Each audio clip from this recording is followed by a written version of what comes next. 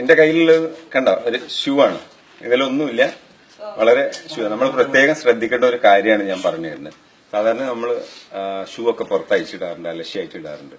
ഇതിന്റെ അകത്ത് ഒന്നുമില്ല അല്ലേ, ഒന്നുമില്ല, കണ്ടല്ലോ അല്ലേ.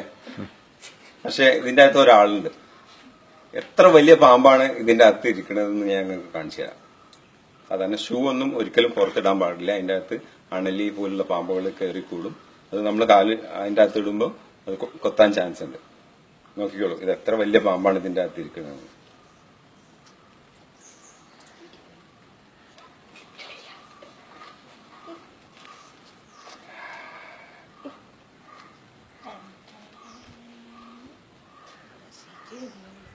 ഇത്രയും വലിയൊരു പാമ്പാണ് ഇത്രയും ചെറിയ ഷൂവിന്റെ അകത്ത് കയറുക. അപ്പൊ പാമ്പിന് എത്രയും മടങ്ങി ചുരുണ്ട് ഇരിക്കാനുള്ള കഴിവുണ്ട്.